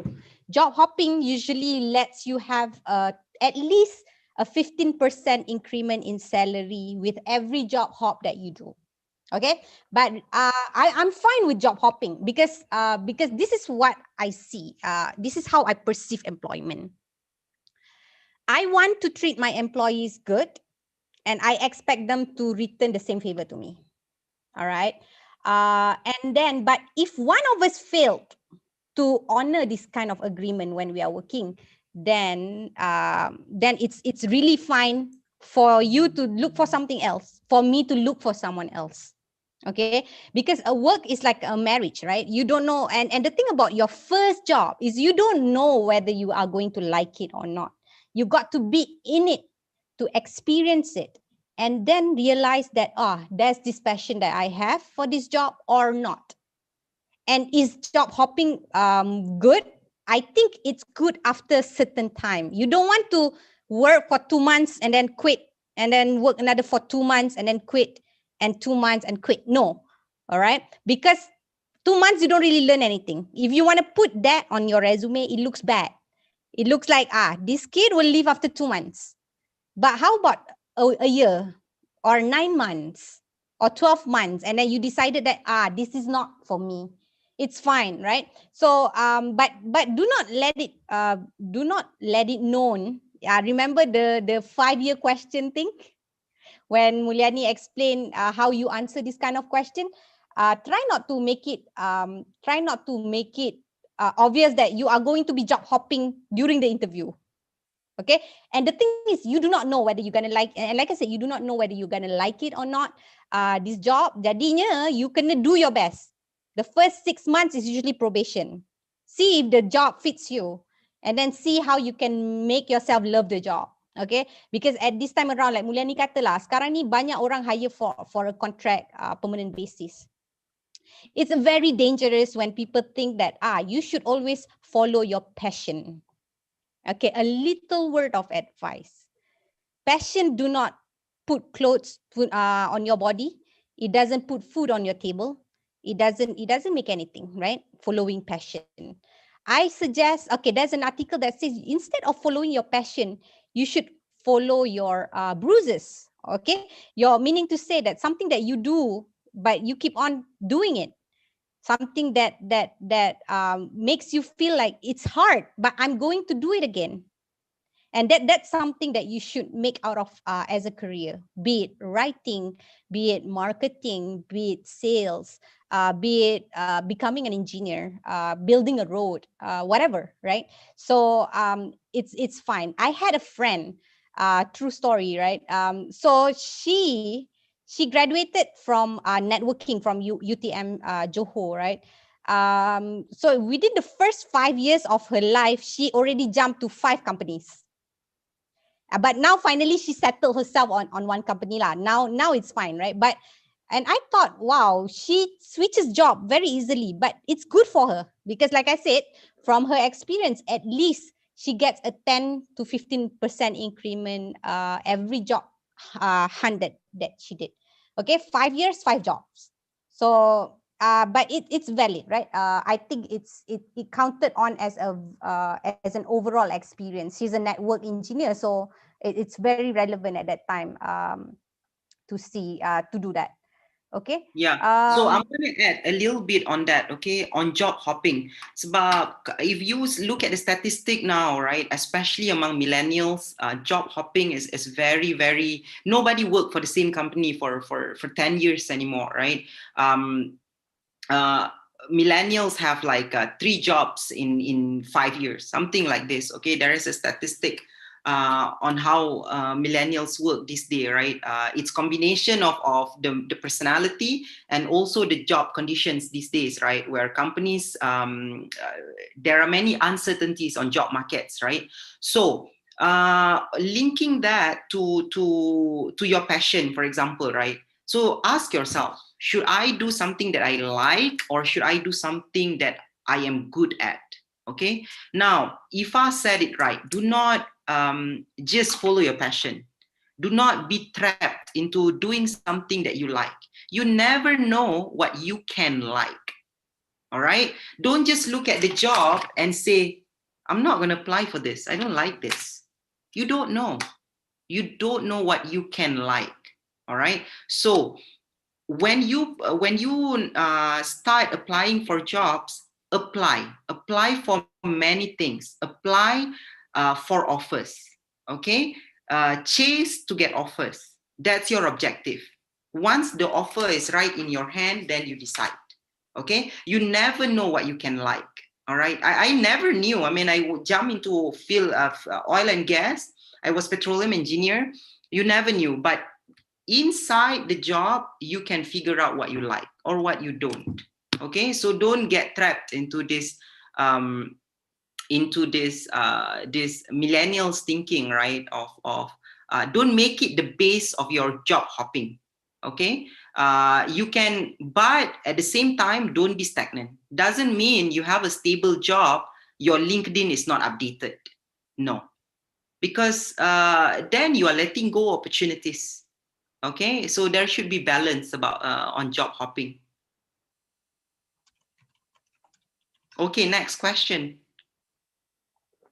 Yeah, question from Nana. Okay, I have 2 part-time jobs at the same time. Can they put those 2 in LinkedIn? Does it consider as being not setia to a company? No, not applicable for fresh graduates. Okay, even for myself, right? Myself, I have yet to update my LinkedIn profile, but I will put Coach to Talk as my part-time gig, right? It's something that I do outside of my work time, and this is not. it's not really like I'm creating a competition company, okay? But for fresh graduates, the more gigs you do, the more experience you're getting from by working. It's good. It's good to put in, okay? And also, I want to say this, and it's very important, right? Do not sit idle after graduation. Do not just spend 1 year trying to write resume and sending out resumes only. Okay, you can do a lot of things now, and in fact, Kementerian Pengajian Tinggi has given out grants. I think up to 3,000 ringgit ke. I tak ingat nama dia apa, but you can look it up, right? They call it upskilling. Jadinya after graduation, what you guys can do is you boleh enroll yourself in all these courses untuk upskill yourself. Okay, you should do that. Have more certificates of, I don't know, sekarang ni apa, yang big thing is about big data analytics, Python, you know, so do that, you know, belajar banyak sangat application out there that allows you to learn new things. From Coursera, even from Harvard, Yale, that there's a lot of things that you can do while you are not working yet. Okay, even now as a student, you can do that. How to master public speaking, how to create an effective PowerPoint presentation, you know, things like that. All right. As a recruiter, what are your interpretations to those who job hopping? For me, I might as well think they are not doing a good job in their previous. Okay, so for those that job hops, right, I will answer this. I will ask these questions, right? There's a lot of reasons why people leave their jobs, and it's usually it's valid, and depends, right? Like I said, if I see that people leave after 2 months, then yeah, I see him as a job hopper. But if I see that he has about 9 months or 10 months experience in that particular job, and I will ask, why did you leave? Why do you have different kind of why do you job hop so much? And then I akan tanya the motivation behind why he does it, or why he or she does it. All right. For my friend yang job hop 5 tahun 5 kerja, it's purely one is the stress, right? The kind of expectation yang she couldn't catch up. So she said that and with the kind of pay, I think she would do better elsewhere. And that's fine, because she spent 9 months in that job and not liking it and thinks that there's something else out there. So she moved, and that's fine, right? And usually if it's your decision to job hop, people wouldn't question so much, because most of the people leave their current job is either they don't like their managers, or they don't like, they are looking for better salaries. Okay, two reasons why people left their job. So usually as a recruiter, we want to understand why you leave this job so much. So so for me, that's how recruiter will perceive people who job hops. But like I said lah, kalau 2 bulan sekali you tukar kerja, then compared to someone yang fresh grad, then maybe kita akan consider this fresh grad to be take our chances with this fresh grads lah, you know. So so that's how I would answer that question. All right, thank you so much, coaches. There are one question that you guys skipped just now, which is from Nurfara Shikin, where she asked that, what is the best way to approach a recruiter on LinkedIn? Yes, I saw that. Okay, so what is the best way to approach a recruiter? Okay, so you need a purpose to approach. All right, either you have a particular job that you are applying from that recruiter, or you have a specific question on whatever the business in, right, that recruiter works with, right? But you need a specific purpose why you are contacting that person, especially if you do not know her. If you somehow know her already, right? You met at a career fair, you met at any events, okay, or that recruiter already recruited you once, and you want to get connected, right? Then yes, right, you can say, hey, I'm currently looking for this. I have updated my profile, and if you would like to see my current resume, I would love to send it to you. If there is any opportunities in your company, I really appreciate it if you can keep me in mind and let me know, right? Things like this, okay? If you already know the person, all right? If you don't, but somehow you had sent an application, then yes. But you can't just approach the recruiter not having a specific purpose, okay? That would be my answer. Okay, and let me add that a little bit, okay? I get a lot of requests from people that I do not know, okay? Mainly it's because of my job title. It's a drilling manager, right? And people think that they can just reach out to me and request for an interview or ask for a job opening. It's fine. It's fine to do that, but do not expect that I would be responding to all of these requests. But it's good to state your intent so that when I read it, I may not have the time necessarily to reply you back, but at least when I have a position in the future, then I would think, oh, I read this somewhere that someone is actually applying for something, or I read this fresh graduate that reached out to me, you know. So the thing about connection, sending this kind of message, be polite about it, state your intent of what do you want, and so that you make it clear, and jangan buat panjang berjela-jela, you know, like I usually have 2 lines to just read what you want from me. And also that's kind of a very bukanlah selfish, tapi usually it's very self-oriented kind of way where you just reach out to get connection in that sense, right? But I don't it's not that I tak suka, but then what I'm saying is that I do not have the time to read each request that I have, okay? But once I accept, but I usually accept requests, okay? Once I accept requests, if they private message me, I will see what do they want. If they have a specific question for me, like Miss Ifa, what do you think you have an open opportunity for Malaysia at the time? This kind of question, right, is very obvious from our web profile. You don't need to ask me to see if there's an open connection at that time. You know, things like that. But let's say he asked me, hey, Ms. Ifa, I have a question. What's it like to be working as a field engineer in Malaysia? Are you guys getting a really good compensation in terms of your days off? You know, these are the things that I can quickly type and answer to. So then yes, I would send something. But if you send me something very general that you can get it somewhere else, then I will not reply to this kind of questions. Okay? Yeah. So be specific. Okay? Be specific about what you want. Mulyani, there's a question from Fatin. How to write resume with no job experience? Okay, I don't see it, but okay. How to write resume with no job experience. So these are common, right, for fresh graduates. So you are writing fresh graduate's resume. So number 1, no more than 1 page. Okay. Number 2, still read the job description, scan the keywords, the skills and everything, and you do your inventory. You, from your courses, from things like this webinar that you attend, from your volunteering jobs, okay, from events, even if you don't have job experience, right? Maybe you work for 7-Eleven, I don't know lah, or maybe you don't have anything at all, right?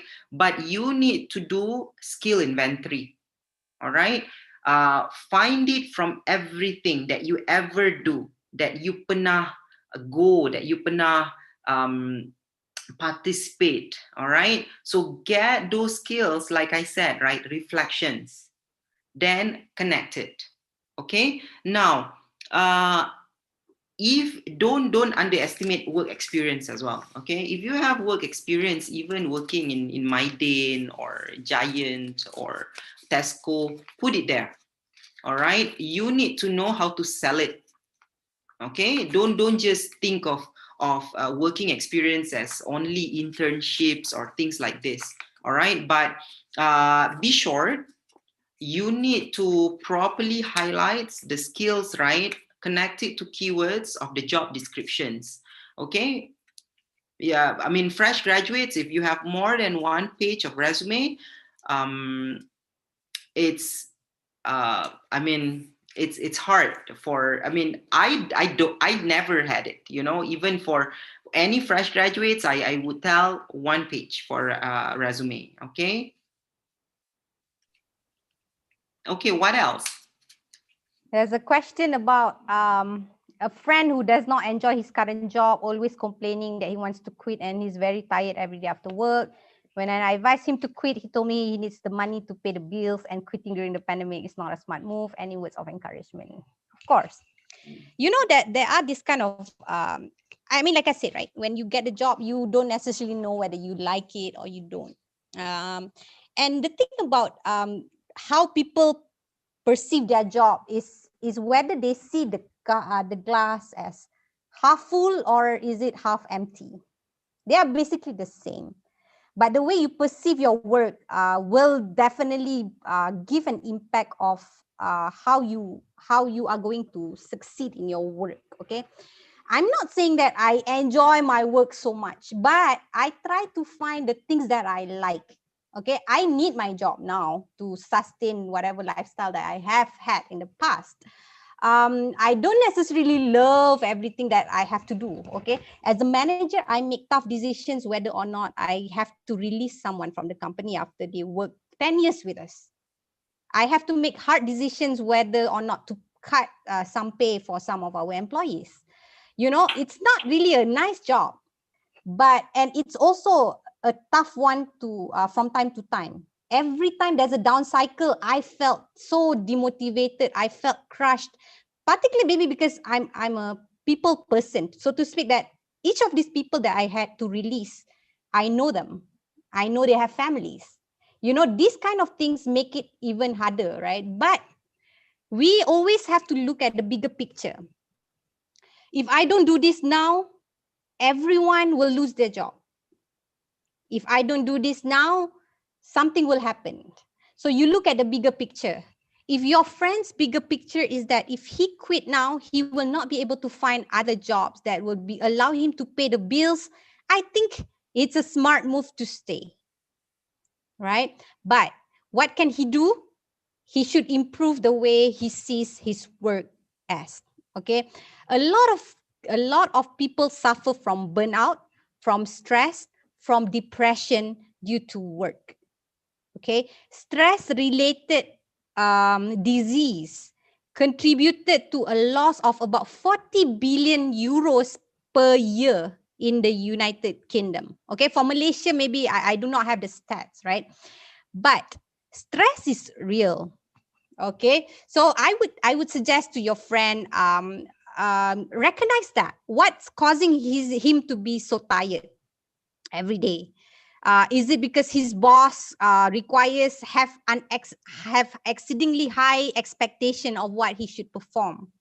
Is it because something that he struggles to understand, that he's not able to do the work easily? Is it toxic people in the office that puts him down? You know, there are a lot of reasons why people do not enjoy their work. Okay, so he has to understand what makes him so tired. What is it? What is the source of complaint that he has at his current work, and then try to eliminate it. Okay, it's either you eliminate it by trying to have a say of what are the things that you do or you will not do, or just, and usually the best way to address any kind of work related chores is by talking directly to your supervisor. Tell him what you feel. A lot of people don't do this. A lot of people only goes to their manager when they want a pay rise. But a lot of people are missing the point of you should always do a quick check-in with your boss, right? Hey, how do you think I perform? Am I doing a good job? This is what I would like to do in 2 years' time. This is something that I would like to learn. You know, you kind of convey this kind of conversation with your manager. So Ian, that's my best advice for now. And he's right. It's not a smart move to lose a job now and to a point that I would say it could be borderline ungrateful because Not you just have that, not just that, okay? Because money, you guys need to know this. You cannot say, I don't care about money. No, because money is the basic need.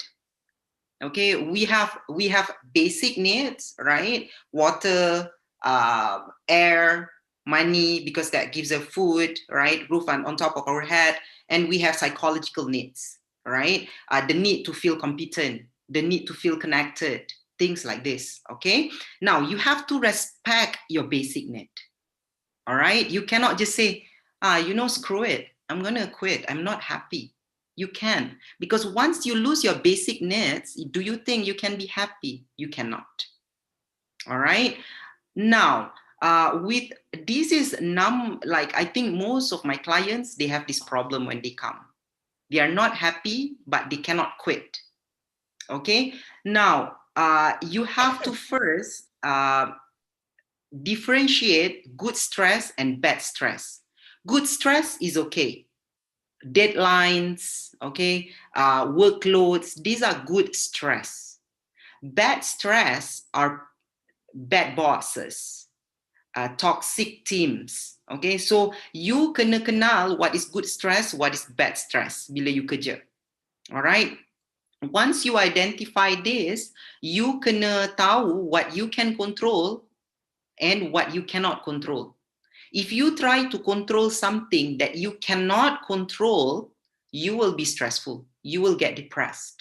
Okay? Circumstances you cannot control. What you can only control, your thoughts, your feelings, and in the end, your action. Okay? But controlling thoughts and feelings are very, very difficult, right? So you kena tahu, if you are stressed because of the things you cannot control, wherever you go, you will be at the same place. You will get stressed because you are trying to control things you cannot control. Okay, so I am with Ifa. For me, times right now, right, with pandemic, try to control what you cannot control, let go of what you cannot control, and keep working until you can find better opportunities, okay? Unless you have savings that can last you for some times, right, that can fulfill your basic needs for some times, then maybe yes, right, you can quit the job. But if you can't, don't, because losing basic needs will just add more stress to you. All right. Thank you very much to our participation for your participation during Q&A session. We hope that all of you can get a better understanding on our topic for today's webinar. We are truly sorry if we missed any of your questions due to our limit time for our webinar. Ladies and gentlemen, unfortunately, we have reached the end of the webinar session. Thank you for the sharing from Coach Zatul Ifa and Coach Mulyani Dalhan. We also want to thank all the participants for your communication, compassion, and commitment throughout the whole session. It was outstanding. You all did an amazing job. Congratulations to all participants that joined our webinar session. Thank you. Last but not least, we would like to hear any final words from or advice from Coach Zatul Ifa and Coach Mulyani Dalhan to the undergraduates and future undergraduates who is preparing themselves to enter the corporate world. So make sure to jot it down, okay, everyone? Coach Ifa and Coach Mulyani, any final words from you guys? Okay, right. So it's our pleasure to be here today to speak to you guys about these topics, all right? And it's always, remember that it's always good to start early, okay? Identifying skills, identifying your strengths requires certain work, okay? So do that. There's a lot of resources out there. In fact, we provided some on the chat group, in the chat group just now. So I hope you guys benefit something out of our 2-hour session, and we hope to be in touch with you guys in the future. Thank you so much. Mulyani, any words from you? Yes. Thank you again, guys, for inviting us. It's been a pleasure. It's midnight for me now, but it's good to feel really close to home to you guys. I really, really sincerely, from the deepest part of my heart, I wish best of luck for you, young people. Okay, I know it's not a good time right now to be graduating and find jobs, right? But do not lose hope. uh, Chase opportunities. Okay, any opportunity is a good opportunity.